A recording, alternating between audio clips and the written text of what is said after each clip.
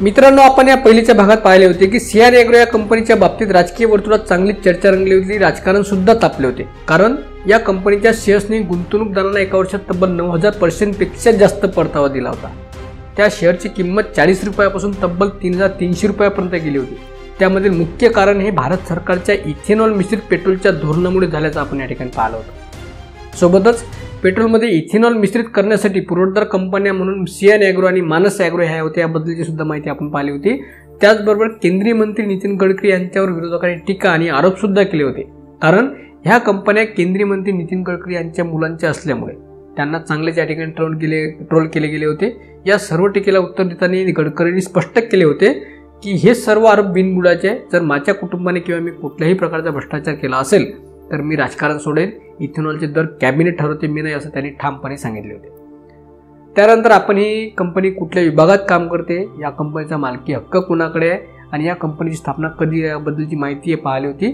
सोबतच या कंपनीतील शेअर्स होल्डिंगची पॅटर्न सुद्धा पाहिली होती, म्हणजे या कंपनीमध्ये कोणाची हिस्सेदारी किती प्रमाणात याबद्दलची सुद्धा माहिती पाहिली होती। तर त्यामध्ये या कंपनीच्या प्रमोटरकडे आपल्याला 67.70 एवढी % हिस्सेदारी दिसून आली होती।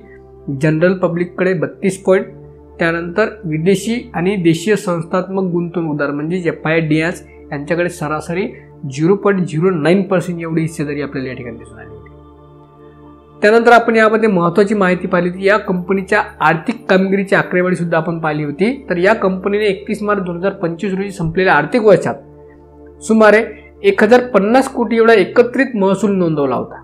हा जो महसूल, हा जो नफा आहे तो यांच्या 7 उपकंपन्या मिळून होता, कारण त्यांनी या ठिकाणी एकत्रित महसूल दाखवलेला आहे। हा सियान ॲग्रोचा स्पेशल एका कंपनीचा नाही आहे, तो या कंपनीच्या अंडरमध्ये ज्या काही त्यांच्या 7 उपकंपन्या या सर्व उपकंपन्या मिळून यांनी हा जो दाखवलेला आहे। आता आजच्या भागात आपल्याला ही माहिती बघायची की या कंपनीच्या सियान ॲग्रोच्या अंडरमध्ये कुठल्या 7 उपकंपन्या आहेत आणि त्यांची उपक्रम काय आणि त्यांचा व्यवसाय कशा प्रकारे करते, याबद्दलची संपूर्ण माहिती आपल्याला या आजच्या व्हिडिओमध्ये बघायची आहे। तर व्हिडिओ स्किप न करता शेवटपर्यंत नक्की बघा, तसंच व्हिडिओला लाईक आणि चॅनलला सबस्क्राईब करायला विसरू नका। चला तर मग सुरू करूया। नमस्कार मित्रांनो, मी रवींद्र स्वागत करते आपल्या सर्वांचे आर ऑप्शन अकॅडमी या यूट्यूब चॅनलमध्ये। मित्रांनो, 2026च्या ताज्या अहवालानुसार सियान ॲग्रो इंडस्ट्रीज आणि इन्फ्रास्ट्रक्चर लिमिटेडच्या एकूण 7 उपकंपन्या आहेत। त्यामधील पहिली कंपनी आहे सियान ॲग्रो लिमिटेड। ही सियान ॲग्रो समूहाची आंतरराष्ट्रीय स्तरावर व्यापार करणे एक महत्त्वपूर्ण शाखा आहे। ही कंपनी दुबई येथे नोंदणीकृत आहे। दुबई आंतरराष्ट्रीय व्यापाराचे केंद्र असल्यामुळे दुबईतून ही कंपनी जगातील इतर देशांशी आयात निर्यातींचे म्हणजेच इम्पोर्ट एक्सपोर्टचे व्यापार करते। ही कंपनी मध्य पूर्वेतील देशातून मोठ्या प्रमाणात ॲल्युमिनियम स्क्रॅपची खरेदी करते आणि ते भारतात प्रक्रिया करण्यासाठी पाठवते। त्यानंतर भारतातील सियान ॲग्रोची उत्पादने ज्यामध्ये खाद्यतेल, मसाले आंतरराष्ट्रीय बाजारपेठेत पोहोचवते आणि गरज पडल्यास त्या ठिकाणी कच्च्या तेलाची आयात सुद्धा ही कंपनी करते। तर अशा प्रकारची या कंपनीच्या मार्फत कामे केली जाते। या कंपनीचा मुख्य उद्देश काय आहे तर आंतरराष्ट्रीय व्यापारातून परकीय चलन मिळवणे, हा या कंपनीचा मुख्य उद्देश आहे। 2025-26च्या ताज्या अहवालानुसार ही कंपनी या समूहाची इन्फ्रास्ट्रक्चर आणि मेटल विभागासाठी कच्चा माल पुरवण्याची महत्त्वाची भूमिका बजावत आहे। त्याचबरोबर दुबईतून धातू आणि कृषी मालाचा आंतरराष्ट्रीय व्यापार सुद्धा चांगल्या प्रकारे सांभाळताना आपल्याला या ठिकाणी दिसून येत आहे। तर या समूहाने काय केलेलं आहे की आंतरराष्ट्रीय बाजारपेठेत आपला व्यवसाय चांगल्या प्रकारे करण्यासाठी एक स्वतंत्ररित्या आपल्या समूहाच्या अंडरमध्ये उपकंपनी स्थापन करून त्या कंपनीच्या मार्फत हे पूर्ण व्यवहार त्या ठिकाणी करून घेत आहे। चांगल्या प्रकारची कामगिरी सुद्धा त्या ठिकाणी या कंपनीची दिसून येत आहे। त्यानंतर या समूहाची दुसरी उपकंपनी आहे मानस ॲग्रो इंडस्ट्रीज आणि इन्फ्रास्ट्रक्चर लिमिटेड। ही साखर आणि इथेनॉल उत्पादनातील महत्त्वाची उपकंपनी आहे। ही सियान ॲग्रो समूहातील एक अत्यंत महत्त्वाची उपकंपनी असून ती मुख्यत्वे कृषी आधारित ऊर्जा आणि प्रक्रिया क्षेत्रात कार्यरत आहे। या कंपनीची स्थापना 6 सप्टेंबर 2012 रोजी झाली आणि ही कंपनी प्रामुख्याने नितीन गडकरी यांचे चिरंजीव सारंग गडकरी यांच्या नेतृत्वात चालवली जाते। या कंपनीचे मुख्य कार्यालय नागपूर येथे असून नोंदणीकृत कार्यालय मुंबई येथे आहे। आता या कंपनीत सुद्धा विविध विभागामध्ये कामकाज विभागलेले आहे। ज्याप्रमाणे सियान ॲग्रो वेगवेगळ्या विभागात काम करते, त्याचप्रमाणे ही सुद्धा वेगवेगळ्या विभागात काम करताना आपल्याला दिसून येत आहे। तर त्यातला या मानस ॲग्रोचा पहिला उद्योग आहे साखर उद्योग। तर विदर्भातील नागपूर, वर्धा आणि भंडारा या जिल्ह्यामध्ये कंपनीचे मोठे साखर कारखाने असून त्यांची ऊस गाळप क्षमता सुमारे 7000 TCS इतकी आहे। त्यानंतर मानस ॲग्रोचा दुसरा उद्योग आहे इथेनॉल निर्मिती प्रकल्प आहे. तर केंद्र सरकारच्या इथेनॉल मिश्र धोरणात या कंपनीचा मोठा वाटा आहे आणि ही कंपनी साखर कारखान्यातून साखर बनवण्याच्या प्रक्रियेतून शेवटच्या टप्प्यातील उरलेली मळी वापरून इथेनॉल तयार करते. म्हणजेच साखर कारखान्यातील जे वेस्ट किंवा जे टाकाऊ पदार्थ आहे ती या ठिकाणी उपयोगात आणताना आपल्याला या ठिकाणी दिसून येत आहे.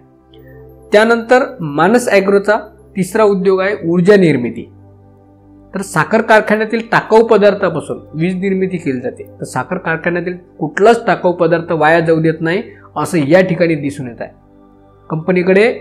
या कंपनीकडे विदर्भातील विविध ठिकाणी एकूण 57.5 मेगावॉट क्षमतेचे 4 वीज प्रकल्प आहे.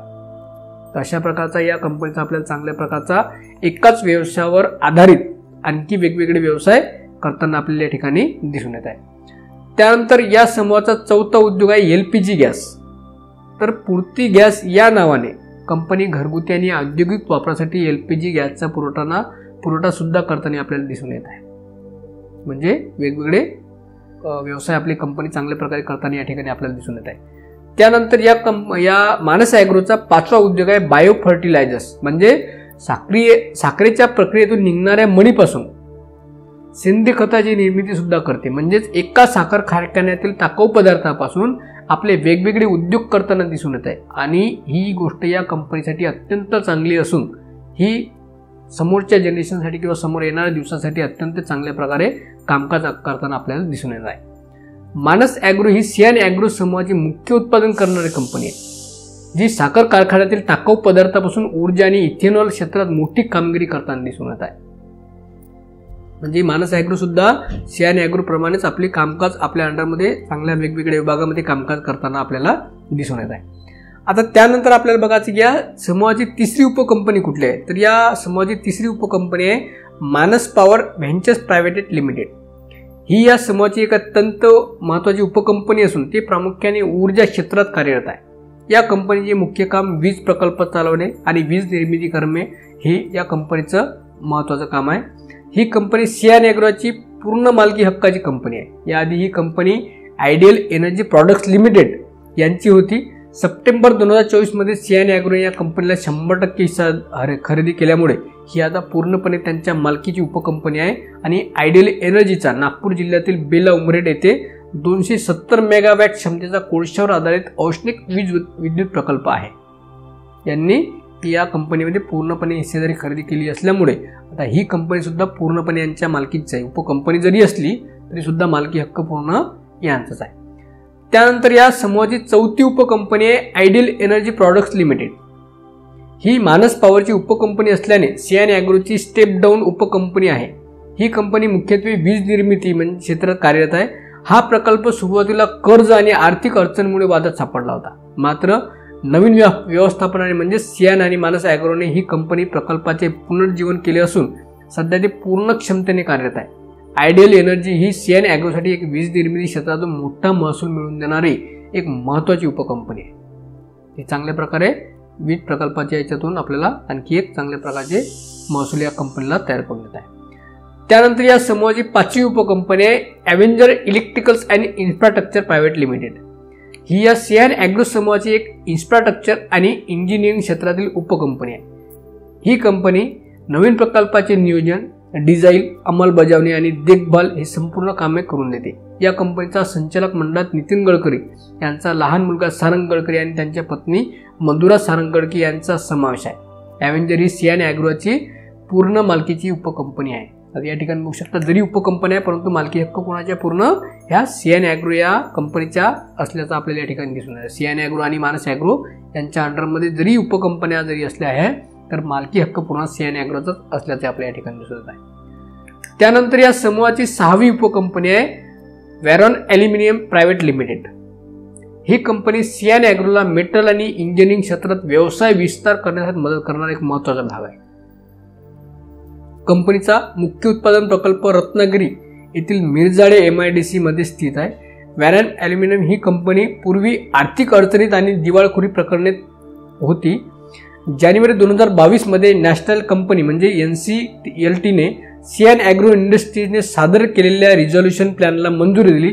त्यानंतर ही कंपनी अधिकृतपणे सियान ॲग्रोची उपकंपनी बनली आहे. आणि सध्या या कंपनीचे संचालक जयकुमार रमेश वर्मा आणि अमेश किरण फाल्टनकर हे आहेत सध्या. तर ही कंपनी सुद्धा चांगल्या प्रकारे या ठिकाणी या कंपनीला इन्फ्रास्ट्रक्चर या क्षेत्रात काम करताना आपल्याला दिसून येत आहे. त्यानंतर या समूहाची 7वी उपकंपनी आहे Swapnil promoters and developers private limited. या कंपनीच्या व्यवसायाचे स्वरूप आहे. ही कंपनी मुख्यत्वे रिअल इस्टेट आणि बांधकाम क्षेत्रात कार्यरत आहे. यामध्ये निवासी इमारती, अपार्टमेंट्स आणि व्यावसायिक प्रकल्पाचा विकास करणे या कंपनीमध्ये समाविष्ट आहे.